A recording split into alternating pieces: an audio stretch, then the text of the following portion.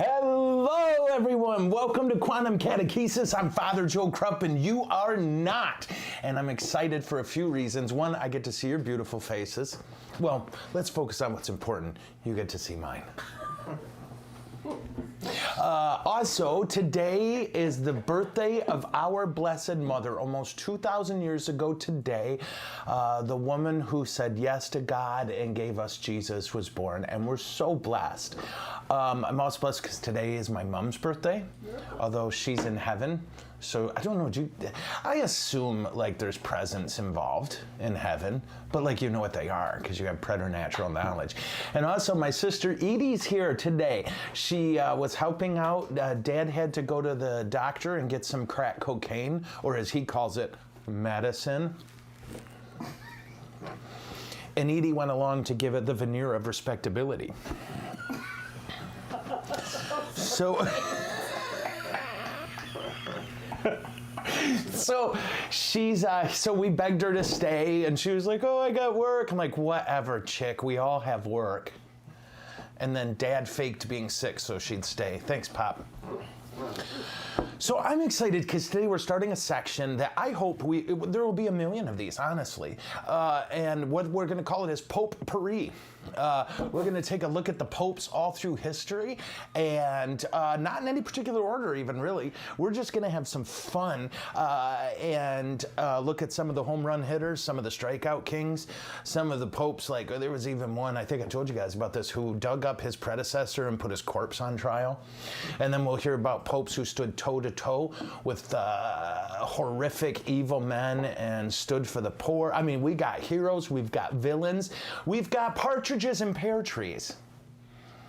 So I'm geeked out about that. But before we get into the beginning of Pourri, I want to tell you about our show tomorrow. Tomorrow, for our guest, we're going to have back, at your request, Craig Pohl, superstar action figure, evangelization kit sold separately. And he'll be coming back tomorrow. And ladies, we read your comments. I can never tell who women are going to say, oh, he's handsome or he's not.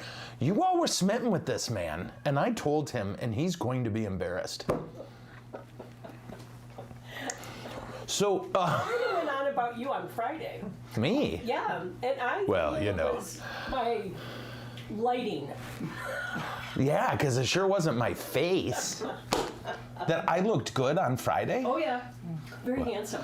Well, you know, was I wearing clerics? Yes, you were just before a wedding. Remember we were... Oh, yeah, we were at the inn at St. John's, and I met the guy who runs it. What a lovely human being. Really. Anyway, and then on Friday, it's going to be question and answer, and this time from a really cool location. We've never done this before. We're going to do it right here in the studio. I'm going to be honest. We've done it before. Helen is with us. Helene. What? I think that's Helene. Helene. Oh, yeah. Helene is here. Helene is named after the capital of Montana. But she's from Kansas. Kansas, we love you. Do you know why? Because Carrie, who's drunk, her beloved just got out of prison in Kansas. We're so excited for him. And we think, honestly, this time he'll hold the straight and narrow. Do we know if Helene is in Salina Diocese? That's why I was asking. Yeah, or Salina. Wait, what do you say? Salina. Selena was a singer. I'll be dreaming. Okay. I don't even know if I have the right human. But anyway, Helene, we love you. She's been watching the show since we started. Yeah. And she always says hi from Kansas, and it always makes me happy. And I also want to acknowledge Martha, who wrote me a wonderful letter, and I got it on my mom's birthday. Martha, Grand Rapids, I just love you. And New York. New York! So with that, you guys ready to get into some Pourri? Amen. All right. So before we go pope by pope, which we won't do, there's 240 some of them, right? And all but 2 are dead. It's kind of crazy. I didn't even know they were sick. What we'll do is just kind of a quick, hopefully quick, I'm such a loser, run through on stages of papacy, because it might be easy for us. This is what I thought before seminary when I had to take the classes on such things. I used to think, well, St. Peter died in Rome, so that's where the popes lived, and that's, oh no, the papacy grew and changed all through the years in crazy ways. You won't even really recognize the papacy in a lot of ways as I walk us through the different stages and how the papacy developed. And if you're thinking, that sounds boring, I don't care. Did I sound offensive? Be honest and say no. I just sounded loud. Okay, just loud. Yeah, it didn't wake the dog. I mean, Mario says down, down. Okay. Oh, and I was asked, I think I said this, if I'm ever named Pope, what name do I choose? Well, what I'll do is if I'm the first American Pope, I'll be Pope John Wayne. Because that's tight. And like Edie pointed out, if I can get a sponsorship, I can choose the name Pope Sokola. See if I can't get a sponsorship, get a little backsheesh for the Vatican. And by the Vatican, I mean me. If I'm not the first Pope, first American Pope, did I tell you this? You know, there's this story that the last Pope will choose the name Peter. So I'll choose the name Peter just to freak everybody out. Like, even if the Lord appears and like, seriously, Joe, knock it off. I'll be like, Lord, I'm doing it. I'm going to need your forgiveness. Well, they didn't say the third to the last wouldn't. They just said the last would. That's true. I can always hide behind that when I die and nothing happens. And the way I'll die, I'm fairly sure a cardinal will stab me in the throat like they used to. Damn it, we did it with dignity back then. So, let's take a look at the stages of the papacy. And what I'm going to do is, because I'm trying to cover 2,000 years of incredibly complex and crazy history, you're going to hear statements that don't do any justice to reality. I'm just trying to compact a ton of information into a small amount of time. Now, the one that's easiest to do, believe it or not, is the first 400 years of Christianity. From Jesus' death and resurrection, who saw that coming, till Constantine, the Roman emperor who made it illegal to persecute people because of their religion. What was Christianity like then? What was the papacy like then? Well, there was no prestige involved. You could have been working side by side with the Pope at a butchery, right? It's not that he quit his job and sat on a chair somewhere and ruled. He might not have had a house, depending on which pope you have. And a lot of them were caught and executed, a ton of them. A lot of papal martyrs from those first few hundred years. And they didn't call themselves pope. That term really didn't come in until about the 5th century. What they tended to be called was a lot of different things, like jerk. I'm just kidding. Nobody. I mean, I'm sure somebody called him jerk. Yeah. But you got to remember, they were the head of a tiny little religion that nobody gave a crap about. It's not like there were a billion Christians running around. Christianity was a very small, illegal religion. And they really didn't, again, you could have been, so what do you do? Well, I work at the butcher shop and I'm a pope. What they referred to themselves as is a successor of Peter or the head of the church. The term pope comes a bit later. We'll get into that later. So, in the end, popes were executed, popes were ransomed, popes were killed, all kinds of things in the first 400 years. And the whole idea was they focused on two things. We worship and we feed the poor. And I know I've told you this a lot, but it's super important. You got to remember that when Christians were being persecuted, there's still letters that you can read today that governors wrote to the emperor saying, do I have to? Do I have to persecute the Christians? They're my best citizens. Right? You had all of these different emperors, like Titus. We've got letters when Titus was emperor, and of course they didn't call themselves emperor, right? By the way, they really didn't call themselves emperor. They never called themselves emperor. They said imperator, but that started with Diocletian in like the late 200s. Before that, they called themselves princeps, first citizens. We call them emperors because it's easier to do. right? But anyway, why am I talking about this? When the princeps would set out the directive, everyone has to offer sacrifices to me, and Christians would refuse to do it, governors would write back and say, I'd rather not kill these people. They pay their taxes and they take care of the poor. Right? Kind of crazy stuff, but that's what Christians did. They hid, they fed the poor, they worshiped God. The role of the Pope was as a unifier of the Christians. When there was a dispute, do we believe this about Jesus or that about Jesus? The Pope was the final word, the Bishop of Rome. Okay, that's what he was called, the Bishop of Rome. Now, Constantine, and you've learned a lot of wrong things about him by accident. The long and short version is when he took total control of the Roman Empire, what he did was issue the Edict of Milan with a guy named Licinius, who was kind of his number 2, although he thought he was also a number 1, and that's why Constantine kills him eventually. They issued the Edict of Milan that said you can't persecute someone because of their religion. He did not name Christianity the religion of the Roman Empire. That didn't happen until Theodosius 100 or 200 years later. He wasn't a Christian until like less than a week before his death, right? And I think I talked about this because he had some awful things to do. And back then he wasn't entirely clear if you could be forgiven sins after baptism. So he wanted to rack him up before he was baptized. Did you know this? No. Yeah. Poor Constantine. Can you imagine be like, okay, I need a priest. What for? To follow me around, ready to baptize. Yeah, hit me. Yeah, I would take that job. Although you'd have to see some awful stuff. I would hire that person. Although you'd have to see some awful stuff. Like, I'm trying to think, I'm 99% sure I'm right. He locked his wife in a sauna and turned it all the way up and watched her die. Oh, man. Let me just say this, oops. I just want the blessing at the end. Oh yeah, how you doing? Yeah. Yeah. How you doing? You know, and that can be arranged, guys. What? No, I'm kidding? Not kidding. Call me. So once Constantine takes over, Christianity is legal and it's his preferred religion. So for example, one of the things in the Edict of Milan was if you confiscated a Christian's property legally, you can return it without fear of penalty.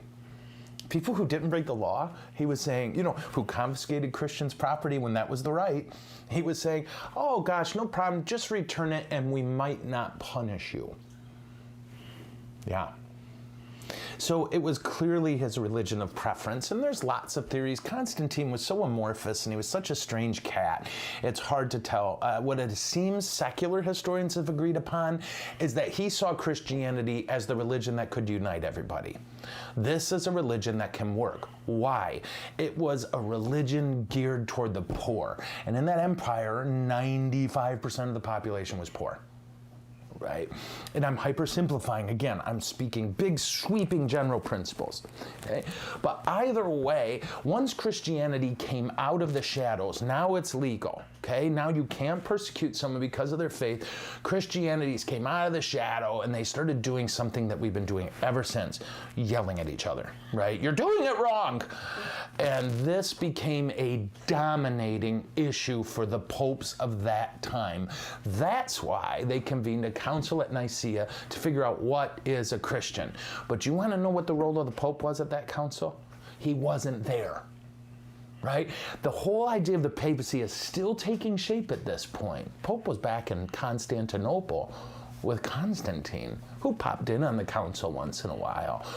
But it's really interesting. For however many years, I want to say 7, but don't quote me, they had this council in Nicaea where they defined what is Christianity. And what did they come up with? The Nicene Creed. That's where they wrote it, 325 AD. Okay, and what did they do? Take an upside down triangle. They started with a big fat base. What do we believe? We believe in God. How many? One God. What is he? The Father Almighty.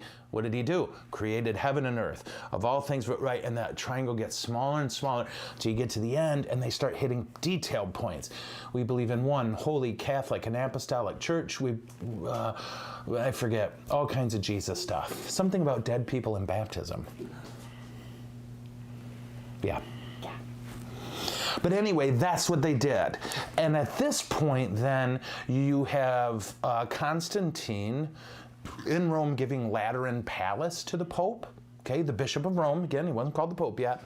The Bishop of Rome. And that's when people started using the title Pontifex Maximus. What is it? It's an ancient pagan title. It actually goes all the way back to about 300 years before Christ. Okay, when in Rome, you had all these pagan religions, and there was one cat they would call the Pontifex Maximus. What does that mean? Pontifex, the bridge builder. Maximus, the great. So the great bridge builder, the Pontifex Maximus. And what was his job? Hold all the little pagan groups together. 900 little pagan religions, he's in charge of them all. And he keeps them in peace and working together. And this is where that title starts to emerge for the Bishop of Rome. Right? Okay, you're the bridge builder. All these psycho people screaming at each other about whether Jesus was was God born of Mary, or was some dude named Jesus born of Mary who later became God. And you think, that's psychotic. Yep, but some believed it. So Christianity was still finding its way, right? Defining herself, figuring out what does it mean that the Bishop of Rome, one thing they were all clear on, pride of place, right? They all understood there was pride of place. What does that mean? Here's a phrase they used. He is the greatest among equals. What an ambiguous title, right? But that's still how his power is defined, as the greatest among equals. Your bishop has more power over his priests than the Pope has over your bishop. Okay? That's a fact. There are very few ways. Whew, nicely done, Marius. Okay, wow. That dog has a dark gift. I think if you sprayed Lysol, it would run back in the can. Sorry, guys. Wow. And it doesn't even bother him. He's still sleeping. That'd wake me up. No, you woke me up. Oof, yeah, woke Dad up. Okay, sorry, guys. Okay. Yeah, no kidding. We need a filter. I'm going to open this door. Oh, my gosh. All right. Sorry. That's a record breaker for our show. So at this point, the Pope... Really, how was Father Joe's show today? Well, his dog passed gas, and there was something about a pope or something. Pourri. That's what we need. We need to spray Pourri.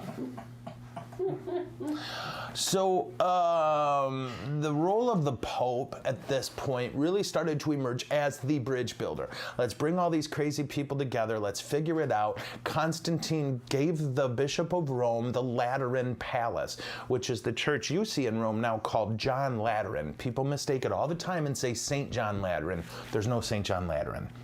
It's St. John the Baptist in Lateran Church. Why is it called Lateran Church? That's who had it before, before Constantine confiscated it. And now it's the Pope's personal parish. When he's named Bishop of Rome, he's pastor of John Lateran. Okay? And if you ever go there, wow. Oh, and you know what's crazy? Truly, that was Mom's favorite church. Yeah, the first time I pilgrimaged to Rome after Mom died, I went there. And I was like, all right, chick, because it's not my favorite, but it's hers. Yeah. My favorite is Mary Major. Oh, love Mama. So, let's see what else. At this time then, Constantine helped pay for the construction of the first St. Peter's, right? You've seen the big, beautiful St. Peter's in Rome. This was the older version of it, and they built it over the grave of St. Peter, right on Vatican Hill. And you think, it doesn't look like a hill. Yeah, they flattened everything. I won't do this to you, I promise, but someday we could. I could walk you through and it would blow your mind what the Romans did with Rome. They changed the Tiber River. When you have an infinite number of slaves, which they had, you can do anything, and lots of free time, they changed the river. They flattened hills. They made a lake and then drained it. They literally made a lake for a show so they could stage a naval battle, and then drained it and went back to it. Rome, what are you going to do? But that used to be a hill. And that's where St. Peter's was built, over the grave of St. Peter. And if you ever go to St. Pete's Cathedral Basilica today, you can see his grave. It's right underneath the high altar. Yeah. Do we know the difference between a basilica and a cathedral? No? A basilica is like a cathedral, but without a bishop. Okay? So it's called a cathedral because it's the church that the bishop is, in a sense, pastor of. So in Diocese of Lansing, our cathedra, is St. Mary in Lansing. So who's the pastor of that church? Well, the bishop. So the priest you see every day there is called the rector. He's the guy who runs it. He's not named pastor of the cathedral. He's named rector because the bishop's pastor. And the reason we call it a cathedral is because that's the Latin word for chair, and the bishop's chair is there, the sign of his authority. So when you build a big church that's not connected to a geography and it doesn't have a bishop's chair in it, it's called a basilica. You're welcome. Pardon? Sorry, my mother would kill me. In Savannah, we go to the cathedral that is a basilica too. Oh, cool. So it would be one that the bishop's chair is in, but that is not defined by a geography. So you can go there. And obviously you can go anywhere, but you know what I mean. Yes. It's open to everyone. And I'm hypersimplifying, but... So, again, they really didn't call him Pope. They would call him Pontifex, or they would call him the Bishop of Rome, or the successor of Peter. Lots of different things like this. And this goes all the way to the 5th century. When you get to the 5th century through the 10th century, and I won't take that long on all of them, okay? That one was long. I'm sorry, but I'm not sorry. When you look at the 5th century through the 10th century, that's 400s to the 900s, the papacy started taking shape. And it's kind of weird, guys. Again, it was simultaneously formed and bullied by secular leaders. It was a very messy time to be pope. If the head of some barbarian tribe just decided you were ticking him off, well, he'd kill you. And you think, oh, he'd kill the pope? Yeah, sure. It was different back then. This isn't the papacy you're used to. And then during this time, you also have popes and anti-popes. You would have 2 or 3 people claiming to be pope. Why? Well, because that warrior named me pope. His clan said I'm pope. But that clan said we should kill each other and figure it out. Yeah? Yeah, isn't this crazy? But again, we're just so used to it, and I get it. I'm the same way until I read this stuff. I was like, whoa, hey, how you doing? But what you gotta remember, guys, is when the Western Roman Empire folded, it was a wreck out there. Like, as much as Constantine did to stabilize and to codify the Roman Empire, it didn't last long after him. Right? Why? Because, don't get into that. Sorry, holy crap, I almost did it. So, at this point, you have the Eastern Roman Empire, which is Constantinople, which is now called Istanbul, that way. But when you go the other way from Istanbul, it was a wreck. The last Roman emperor, Augustulus Romulus, was exiled. And I think a guy named Alaric was the guy who exiled him, mailed the purple garments to the emperor in the east and said, yeah, don't send anybody over. And another Roman emperor was never named. So what happened then in the West? Well, when you had this big, massive war machine with unimaginable wealth controlling the entirety of the Western Roman Empire, and it starts to collapse, well, so does society. And all these guys who were regional governors started to go, well, this is my territory now. And look, Charlie's territory, it's a little smaller than mine. I think I could take it. And this is where you get the chaos of the Middle Ages. All these different families that ruled Europe were basically descendants of governors or dukes. They were also called D-U-X, although we say D-U-K-E. Anyway, but Yeah, so with all that, the church fell into chaos too. Now, what was she doing? Feeding the poor, because there was a crap load of poor now. Most of the people, for example, in the city of Rome, were completely dependent on the government to eat every day. Well, now it's gone, right? It was still there and it was still kind of functioning. I'm actually reading something right now by Patrick Wyman that says a lot of people didn't even realize the Western Empire collapsed till about 100 years after it did, because the machine just kept chugging right along. It just kept chugging along. And I didn't know that, but it's very cool. I'm literally reading it right now. I love Patrick Wyman. So it was a messy time to be Pope because it was a messy time to be in Europe. Eastern Empire was kicking tail. They're doing great, right? The Muslims haven't arrived yet. So the papacy starts to take shape, and the West was collapsing, and so the papacy, which was in the West at that point, experienced a lot of pain and tribulation. Now you get to the 10th and 11th centuries. Is this too much? Are people happy? Okay. If you guys aren't happy, it's Carrie's fault. If you're happy, well, that's all me. See, I'm ready to be Pope. Okay, Pope Sergius III. That's a kind of important name to know if you're into this kind of stuff.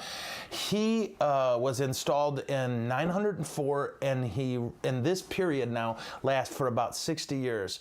And it's sometimes referred to as the Dark Age. Not the Dark Ages, right? We've kind of abandoned that term because there was some groovy stuff going on in Europe. It basically was a wreck. During this period, the popes were controlled by a powerful and corrupt Italian family. There's just nothing to say about this period of time except popes were puppets. It was a puppet pope. It was a puppet pope, AD. And he had a thick accent like this.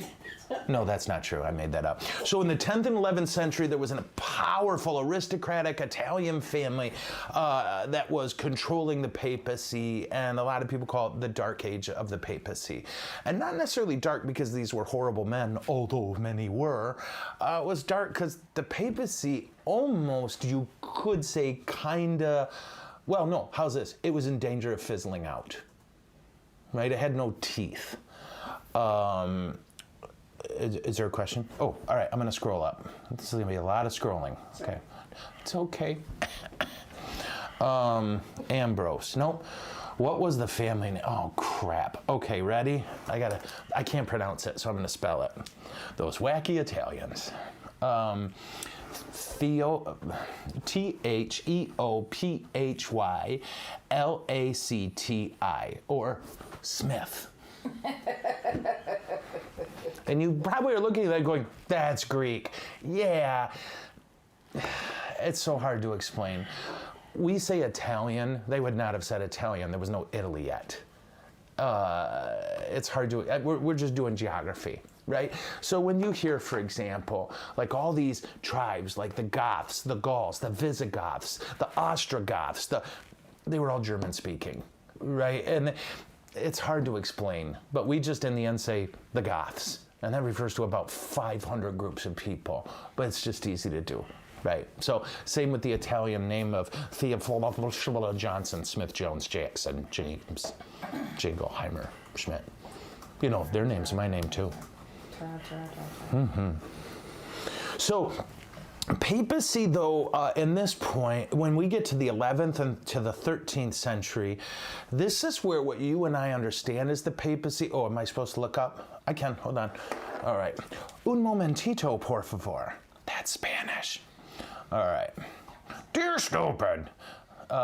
When did dressing in white and bishops... I don't know. I'll have to look that up. I don't know that one. When did the popes start wearing the colors they wore? Right? Because popes wear... Like, you've seen my cassock. I wear it a lot. I love my cassock. It's a black robe. The chicks go wild. Okay, I made that up. Popes wear white cassock, and I think they're the only people who can. What do you call those people? Dominicans wear white robes, but they don't wear a white cassock. I'm pretty sure I'm right on that. And did I tell you, I have one of the Pope's kippas, right? The custom was, if you're a priest, truly, John Paul II or Benedict was the first to stop it. Because classic, when priests found out, it got out of hand. But if you're a priest and you meet the Pope and you ask for his kippah, he gave it to you. Right? Well, then, of course, if you let an idiot like me find that out, I'm going to every time be like, hi, Holy Father. So I got mine from a priest who had two. True story. The white skull cap, right? Kippah. Okay. In Hebrew, I don't know what it's called in Latin. Isn't that weird? Whew. Okay. Where were we? Were they elected? Who? The Pope said that. Ish, kind of, sort of. We'll get into when they start getting elected like we know now. But at this point, yeah, it's hard to explain. It changed every time. And if you have a guy with a sword, he wins the argument, right? To death, like Peter went to death. Pardon? Peter went to his death, and then there was another. Peter was Pope until his death. Yeah, oh, yes.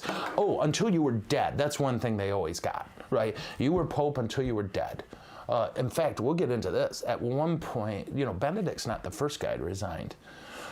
Different popes tried, and one pulled it off before him that I can think of. I can even remember his name if you give me time.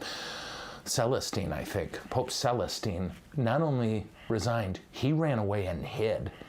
And they sent everyone out to find him. It took them a year to find him. And he was literally hiding in a cave under the "Oh, please no" school. Yeah. That's the guy you want, Pope. Like Benedict, like John Paul II. They cried, please don't.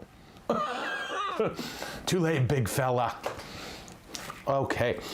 So, 10th and 11th century. Oh, I already did that. So 11th to 13th century, I didn't highlight that. Look at, now I bold it.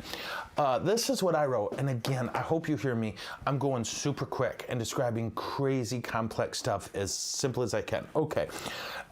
This is defined by, I wrote 3 conflicts, okay, for the Pope. First, who names bishops? Okay, and we'll get into that. I'm going to explain each one. 2, the East-West fight or dispute. And then 3, the Crusades.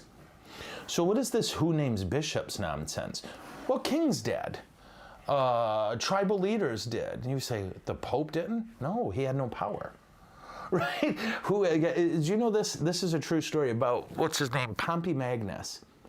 At one point, when he wanted Julius Caesar to be, do I have the right triumvirate? Give me a second. I said the 2 triumvirates mixed up. Yeah, I got the right one. He wanted the Senate to pass a law that they didn't want to pass, so he brought in his bodyguard. And they literally stood in a circle inside the Senate hall and pulled out their swords. At which point, Pompey Magnus said one of the greatest lines in history. Ready? Will you stop lecturing men with swords about laws? Yeah. Please stop lecturing men holding swords about your laws. And that's really how things worked, guys. That's really how things worked. And it's played out here a little bit. That kings would say, well, I want my brother to be bishop. And the Pope would say, well, I don't think he should. And he went, I'd really like my brother to be bishop. Pope's like, oh, which one? Right? That's how it worked. So, and of course, hyper-simplifying here, But this conflict, so let's take a look at it. This fight really came about because of the emergence of the Germanic tribes. The Germanic tribes really started, once Rome collapsed-ish, it really was the Germanic tribes that took control. And if you know your Roman history, you know almost every great Roman general at the end was a German, right? When we think of them as barbarians, we have to remember the Romans called them that, but they were incredibly advanced. They weren't these hairy, they were organized. They had a senate. They had, they called them barbarians because of how German sounds. Did I talk about this? If you ever hear German, you hear the word bar a lot. Seriously, bar, bar, bar, bar, bar. So they just barbarians. Literally, they were making fun of how they talk. But they weren't, although the Romans thought of themselves as hyper advanced, and they were, but they also thought of the Germans as backwards, and they weren't. They had an interesting society and a flourishing culture, and they were okay, stop. So as the Germanic tribes started to emerge, they were devoutly religious, but also quite interested in power, and they ended up having a lot of fights with the Pope about whether they get to name bishop or whether he does. Yeah, okay. So when a Germanic guy was in charge, he would say, I should get to name the bishops in my area. And the Pope went, no. And he said, sorry? Oh yeah, you. That's right. But at this point, too, the Pope is getting power. And what kind of power? People getting uncomfortable with someone threatening a priest. The devout religiousness of the Germans almost worked against them, as their people were like, easy. That's the successor of Peter. So that's where the conflict starts to come. The East-West Schism happens at this time. What's that? And oh my God, I'm not going to get into it because then I'll never shut up. But know this, that East-West Empire, remember how the West collapsed and the East didn't? Well, as you can imagine, real cultural differences began to emerge. They began to think of themselves as two different empires, and they began to act like two different people. In the East, which was headquartered in, what do they call Istanbul? Constantinople, right? They spoke a lot of Greek. They had a real kind of Byzantine tax system, but it worked. And again, the Muslims weren't banging on the door yet. So they had relative peace and security.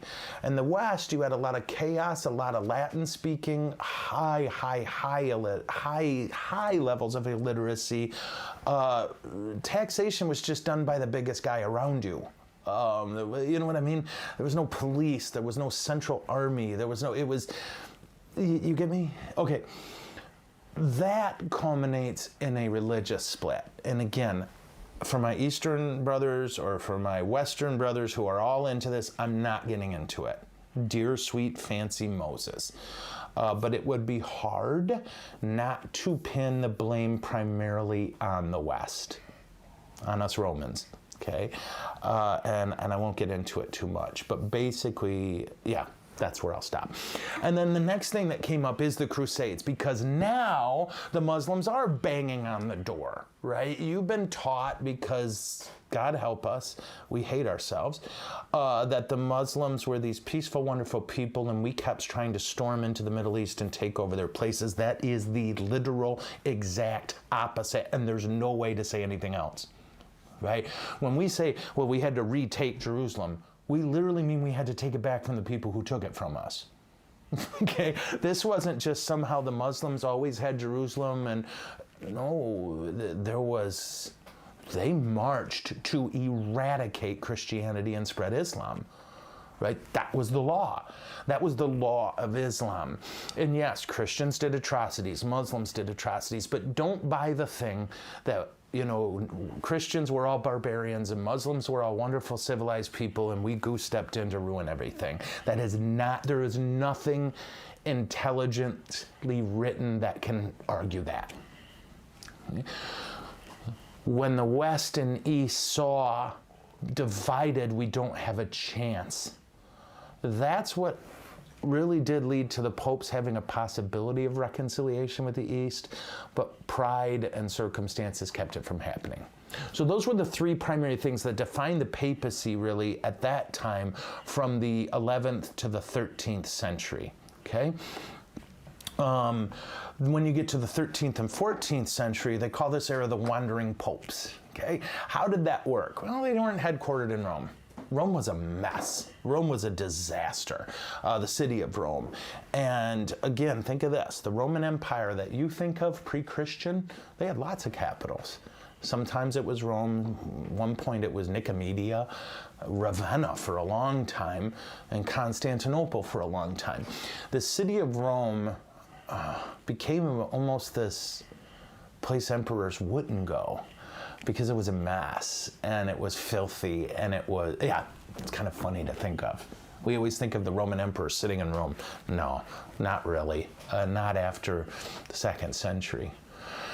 3rd century, I always do that. So when we get to the 13th and 14th century, the popes didn't have the Vatican in Rome that they lived at. No, it was, where did the last guy die? Well, the last pope died in Ecumethea. Okay, well, that's where we'll elect the new one. So that's where they elect a new one, and then he's like, let's go over there.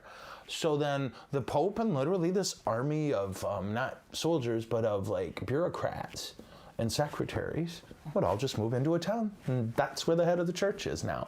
And you would come to visit there. And it was a real blessing if that was your town, because holy crap, that's a lot of tax revenue coming in. That's a lot of visitors. That's a lot. Like if you owned a restaurant, oh yes.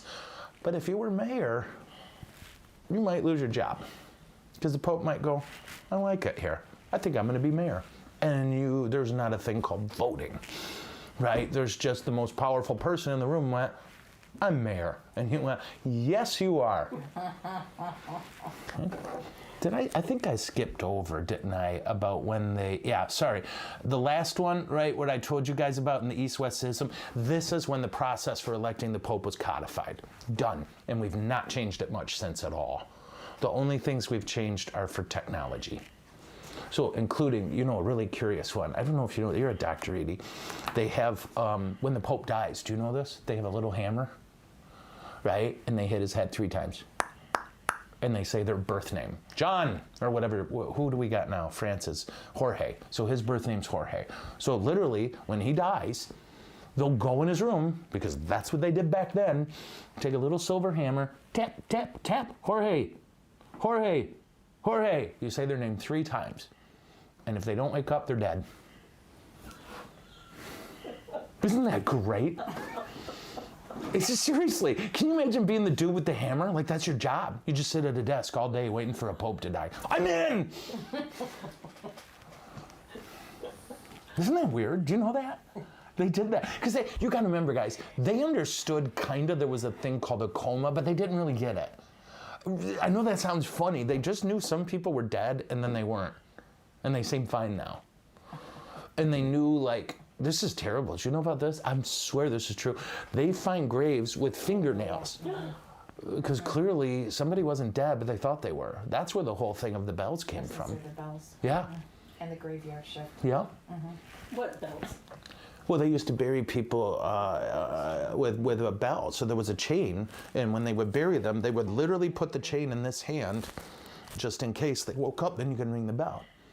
And that's where it Did it happen? graveyard shift today. Oh, sure. That's why you have, that's where you have graveyard shifts, right? People whose sole job was to hang around the graveyard in case a bell started ringing, because they didn't get it. And they couldn't tell how to tell the difference except when they started to smell.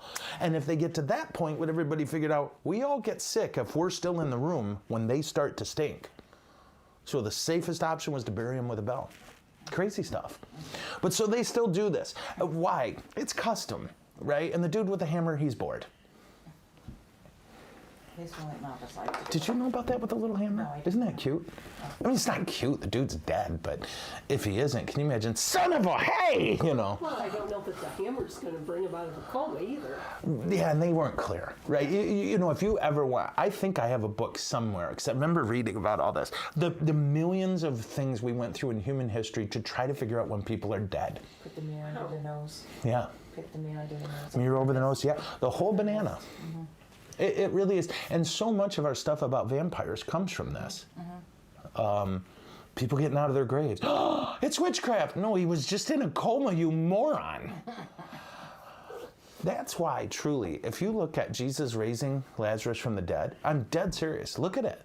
That's not the one they all went crazy for. The one they went crazy for in the Bible, in the Gospels, was him healing a man born blind. Because that was the one nobody had heard of. People had heard of folks they thought that were dead not being dead. It's really interesting. Who was it? Anyway, stop. Okay.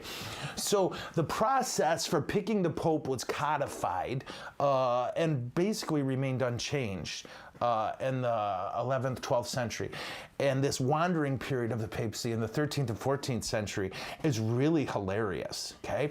Now, During this period, a crazy thing happens, the wandering papacy, right? This is where you get what's called the Avignon papacy, where you had 7 popes, all French, right in a row, who just stayed in France. And then the French king started to say, well, while you're here, why don't you do whatever I say? And you end up with the papacy kind of trapped in France, in Avignon. And it's called the Avignon papacy or the Avignon exile. And the last of the 7 was Pope Gregory the 11th.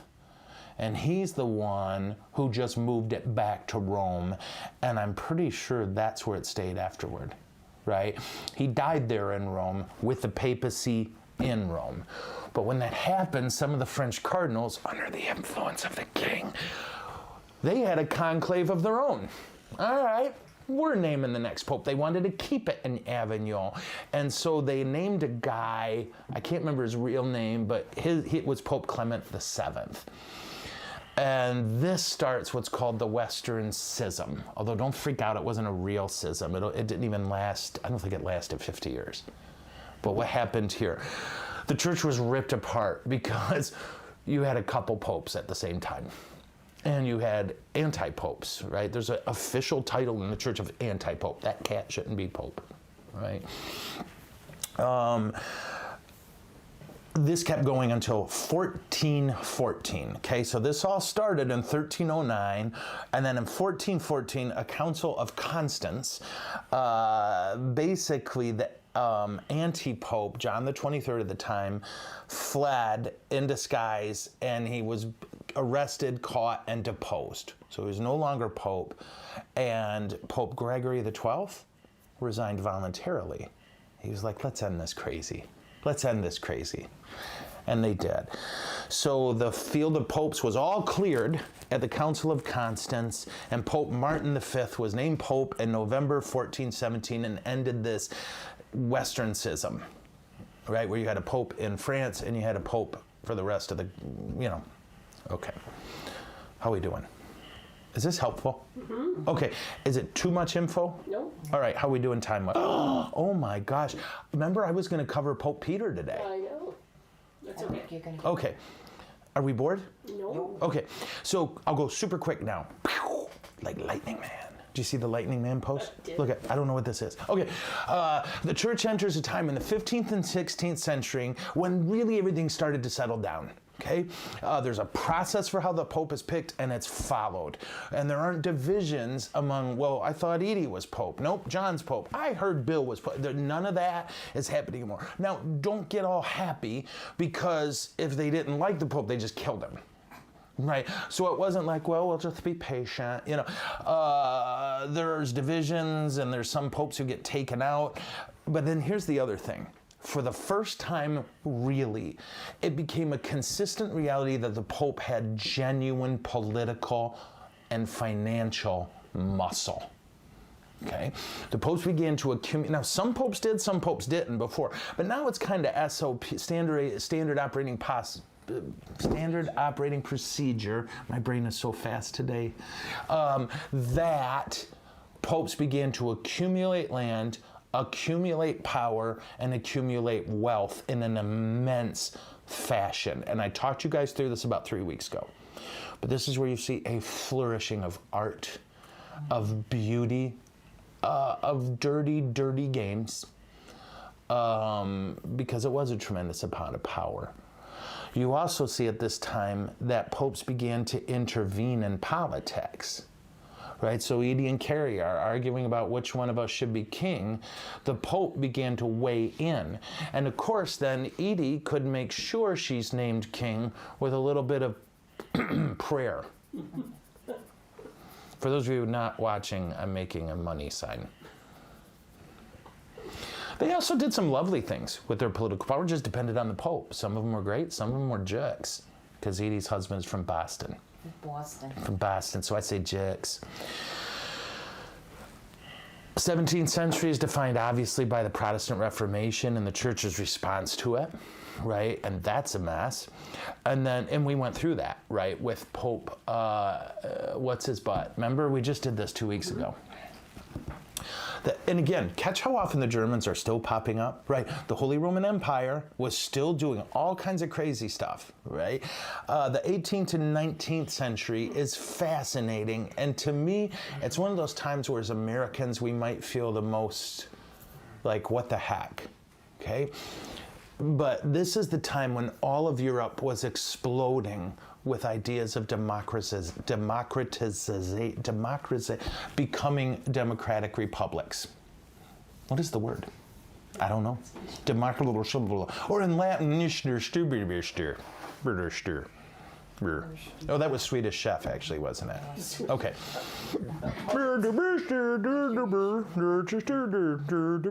Okay, so Europe started throwing off its monarchies, and if you're in French, they threw off their heads too.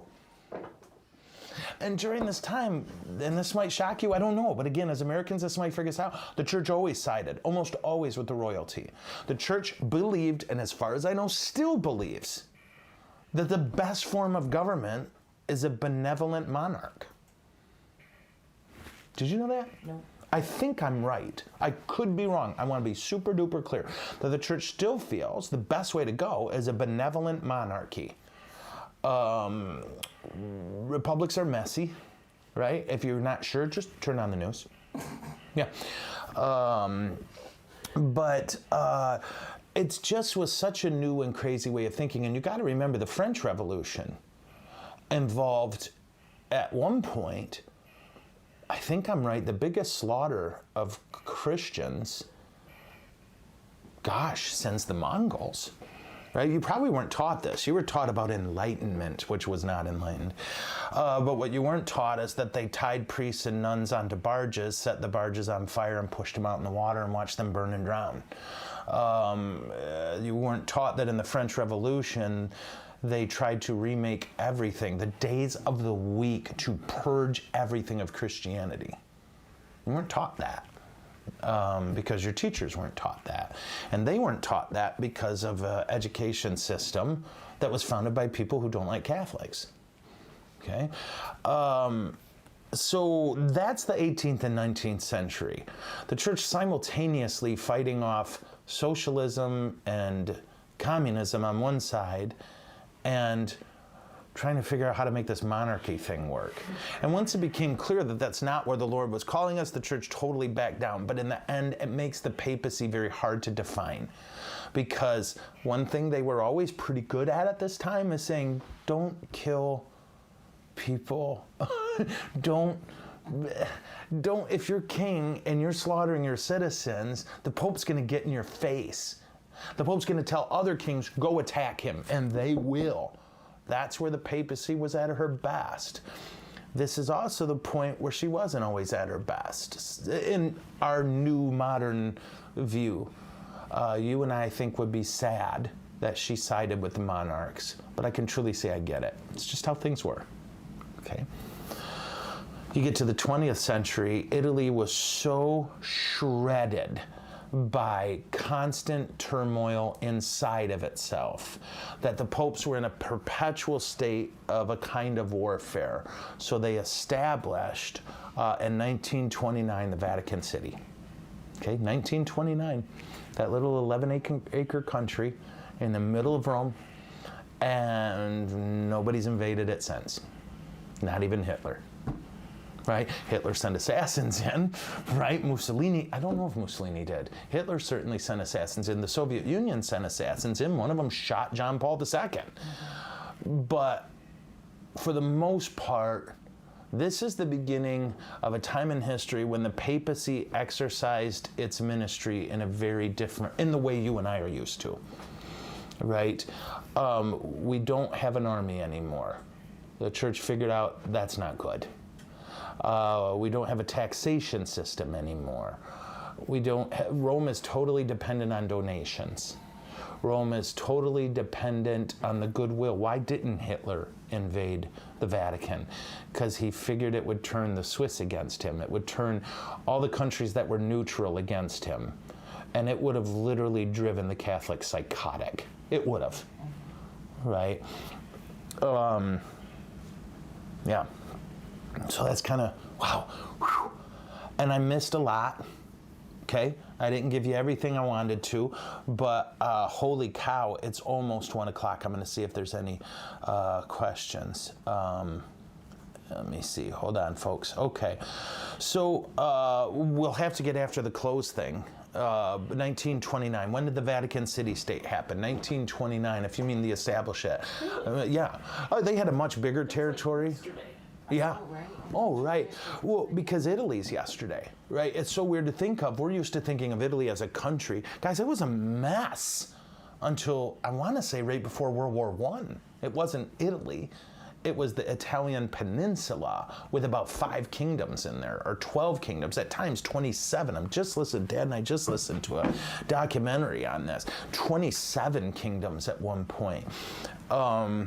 Yeah, it's really, and even if you look, well, yeah. What about married popes? Married popes ended with the Council of Elvira, like the song, okay? But there were popes after that who were married. And for those of you not watching, I just did the air quotes. Well, we'll hear about it. When we get into some of the bad popes, some of these guys had more kids than a city. Would you discuss the synod, I can't say that word, synodal? Synod. The synod, A-L, process that Pope Francis is instituting over the next 7 years? Yeah, I should do that because I don't know enough. You know what I mean? And you got to remember, and I think this is okay to say. If it's not, I'm going to look at you people and you're going to stop me. You have to remember the church is centered in Italy. And Italy's a mess. It's a beautiful mess, and they love it. And the Italians don't have any complaints. But as an American, if you live there, you die. Right? I had a buddy who lived there for 5 years, and he was like, swear to God, huh? We'll get to it. We'll get to it, right? Like, seriously, he showed me one time when I've been there 16 times now I've been to Italy, right? And it cracked me up. I was in the Vatican offices, okay? And these priests kind of stagger in at about 10, and they're smoking their brains out on the way in, and then they all sit down and they drink their cappuccino in the morning, espresso in the afternoon. The opposite of us. Or the opposite of me, I don't know. And they sit there and blah, blah, blah, blah, blah, blah, and then a piece of paper, then finally they decide it's time to work. And a piece of paper gets stamped, and then they hand it to the next guy who stamped. They love stamps. I don't know what it is, right? And then 4 priests later, it's been stamped 4 times, and then they have a smoke. Right? It's so crazy. I don't know, like John Paul II, when he was made Pope, do you know about this true story? Someone asked him, hey, how many people work at the Vatican? He said, about a third. Yeah. It's a country where relationships are the important thing. They will fight and bleed and anything for family. Your job, it's just what you got to do. And they're good at it, but they're slow. They take their time. You interrupt your work if someone wants to talk to you. You can, and don't do it because it's rude, but if you go into a church, okay, Marius, where like they're working, and again, you'll do this. You'll walk in and you'll see scaffolding in a church, and the floor is torn out. And then you'll come back 5 years later, and there's scaffolding in the church, and the floor is torn out, and nobody gripes. It's the craziest thing. Like Germans and Americans would die. Would just die. How does taxes work? About once a year, you send some stuff in. It's like a postcard. It's the world's 7th largest economy, and they don't have an IRS. They've had, get this, almost 300 governments since World War II. Yeah, and right now, I think they have a socialist president, or whatever they're called. It's a crazy country. And this is so Italy, right? Yeah, I could go on and on. And I hope that didn't sound like me making fun of them. They're happy. I would lose my mind. You get on a bus sometimes, I've seen this a few times, and somebody realizes, oh crap, I'm on the wrong bus. All right, I'll drop you over there. They'll break route, go get you there. All right. Or they just scream at each other. The bus driver literally stops the bus, and then, and then, oh my God.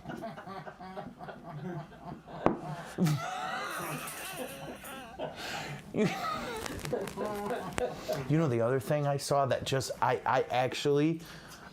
we were sitting at a table, it was 4 Americans, And this woman who was clearly Italian, right? Because you see a lot of Asians there. You see a ton of Indians there. There's less and less Italians in Italy every year. They're not having kids, right? Look it up. Pope Francis, the last 3 popes, literally did public addresses begging men to get married, to stop catting around and living with mom. Seriously.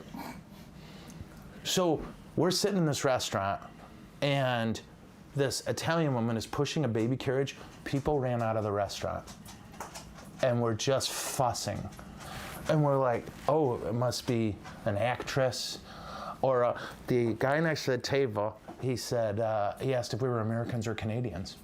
I said, well, we're Americans. And he says, we just don't see Italian babies anymore. So anytime you get to see an Italian baby, they all ran out of the restaurant. It was the craziest thing. Yeah, Italy. People are like, Father, should we pilgrimage to Rome? Bring headache medicine. Because they can't drive. Well, they can drive. Actually, that's the crazy thing. They do. Yeah, They do drive. you won't see any accidents, and you'll spend so much time thinking about, how is everybody not dead? Yeah. And you never see an accident. And when you do, they're either about to kill each other or hugging each other. And pedestrians don't have it right away. No, but you know what they do? They do what they do in Detroit. I'm just going. You don't want a dent in your car. The best is those little smart cars. Yeah. They park them sideways too in a spot. Yeah. So Dad and I were walking one time. This was in Florence, I think. It was Florence or Rome. True story. And one of those little smart cars, and I don't know how, and we were like, she can't open the doors. Like there was this much room on each side of her. Bing, the trunk pops open. And this woman dressed like she was going to see the Queen. She looked like an angel. And she gets out, trunk pops, she climbs out of the trunk, and I mean, just dressed like a goddess. And then she takes her little heels and slides them on, and then just nances off. Crazy. Italy's awesome and terrible. I told Carl lived there for years. I'm like, bro, did you lose? Because he's German. Yes. He is German, like in his DNA. His DNA is in line. And he was like, my first year, I thought I'd lose my mind. And then at some point, I just went, I'm at peace. Because it is beautiful. They really love each other. I don't mean to go on and on. It's so weird.